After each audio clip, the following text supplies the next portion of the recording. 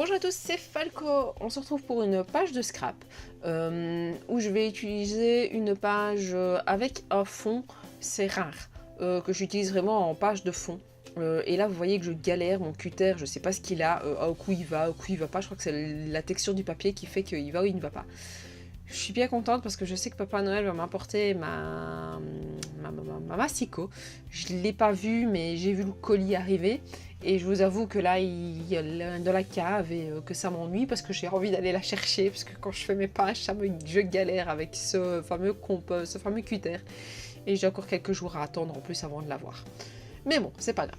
Alors, j'ai fait cette petite page avec la machine à découpe, avec les hexagones.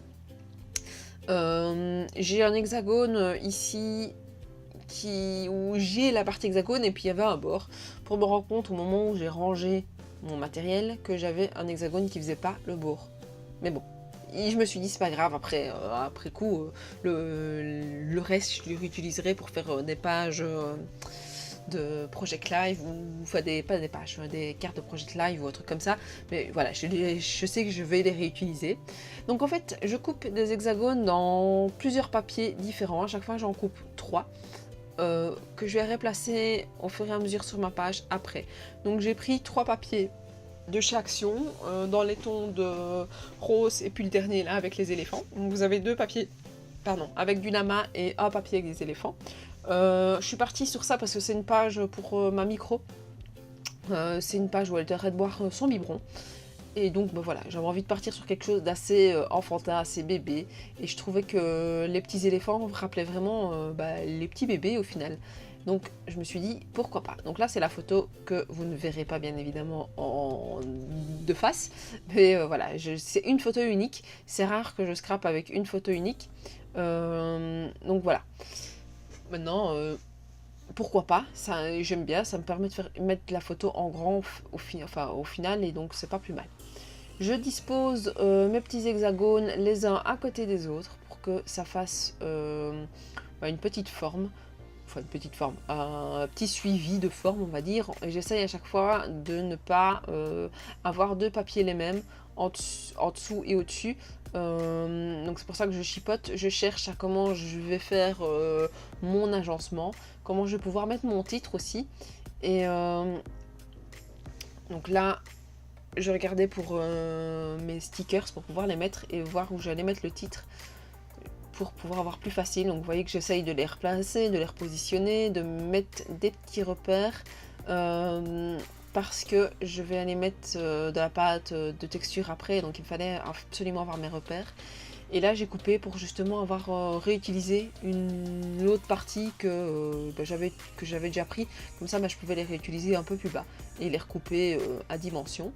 Je les ai collés pour ne pas commencer à tout bouger, puis tout remettre, puis tout bouger, puis tout remettre, parce que sinon j'aurais jamais eu le même rendu. Et l'idée c'était vraiment d'avoir ce rendu là.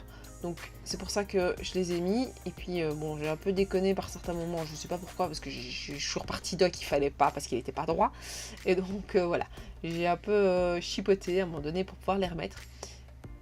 Heureusement la colle elle tient bien une fois qu'elle est sèche et on ne sait plus décoller, mais quand on la met au moins elle est un petit peu repositionnable, pas trop mais un petit peu.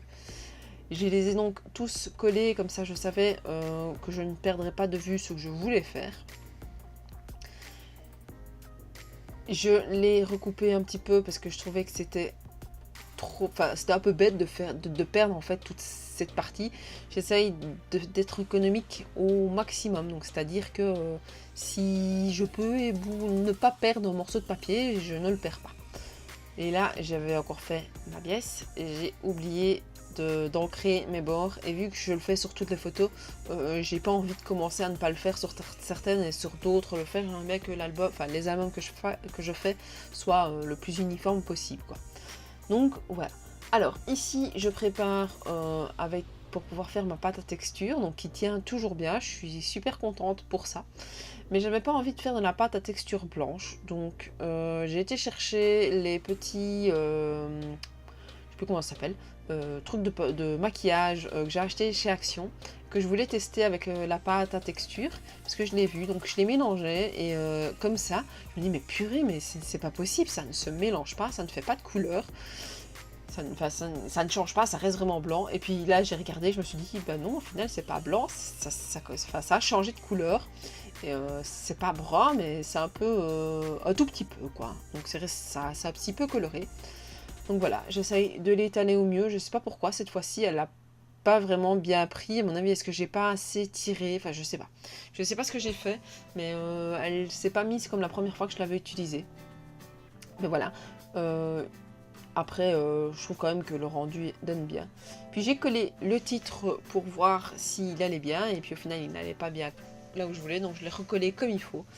La page est finie. N'hésitez pas à mettre un petit pouce bleu, à vous abonner à ma chaîne, à me dire ce que vous en pensez en commentaire, c'est toujours chouette de pouvoir vous lire. Et n'hésitez pas aussi à me suivre sur Facebook et sur Instagram. Et je vous dis à la prochaine. Ciao ciao.